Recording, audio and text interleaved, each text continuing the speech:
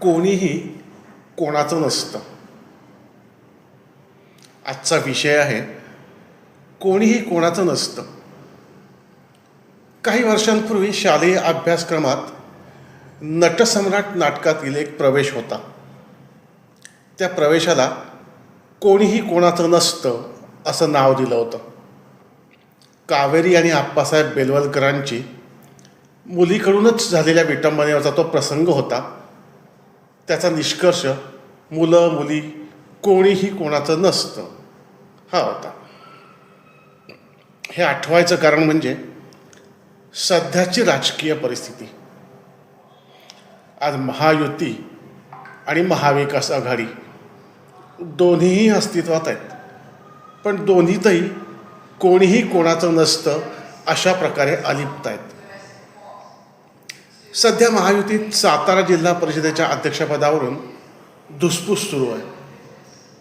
सोमवारचा दिवस विधानसभेत त्यावरूनच धुमाकूळ झाला.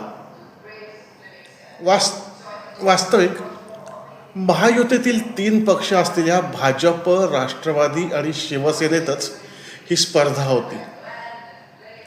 इथं काँग्रेस, राष्ट्रवादी, शरद पवार गटाला कोणी विचारतही घेतलेलं नव्हतं, कारण त्यांना तिथं स्थानच नव्हतं.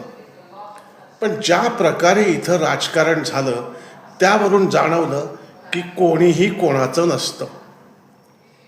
म्हणजे शिरवाडकरांनी ते नाटकातील कौटुंबिक संबंधाबाबत मत व्यक्त केलं असलं तरी राजकारणात महायुती नामक एका कुटुंबात राहणारे 3 पक्षही कोणीही कोणाचं नसतं असंच वागताना दिसत आहेत.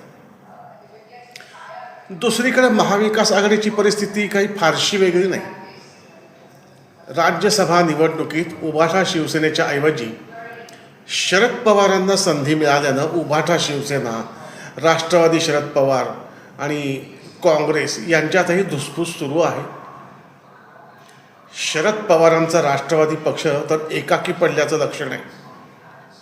कारण आदित्य ठाकरेंची नाराजी, प्रियंका चतुर्वेदींना संधी न मिळणं आणि याची भरपाई राष्ट्रवादी शरद पवारांकडून विधान परिषदेला केली जाती का याची खात्री नसल्यानं तिघंही कोणीही कोणाचं नसतं या वातावरणातच आहेत. केंद्रीय पातळीवर इंडिया आघाडीत असूनही काँग्रेसबरोबर आघाडीतील घटक पक्ष आहेत की नाही हे सांगता येत नाही.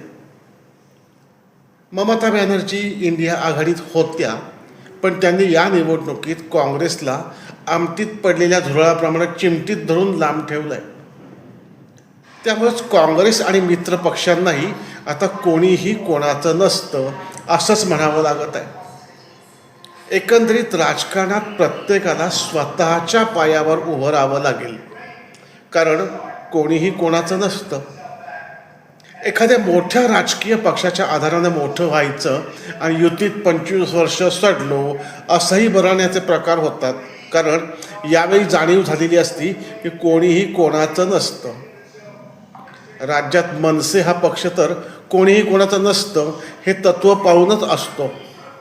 कधी काँग्रेस, कधी शरद पवार, कधी शिवसेना, कधी उबाठा, तर कधी भाजप बरोबरही हा पक्ष असतो. तरी समजून घ्यायचं असतं की कोणीही कोणाचं नसतं. माझ्या तारांकित या यूट्यूब चॅनलला सबस्क्राईब करा, बेल आयकॉनवर क्लिक करा, व्हिडिओला लाईक करा आणि तुमच्या मित्रांबरोबर शेअर करा. आजचा हा व्हिडिओ आवडल्यास नक्की लाईक करा आणि तुमचे मत कमेंटमध्ये सांगा. पुन्हा भेटूयात. धन्यवाद.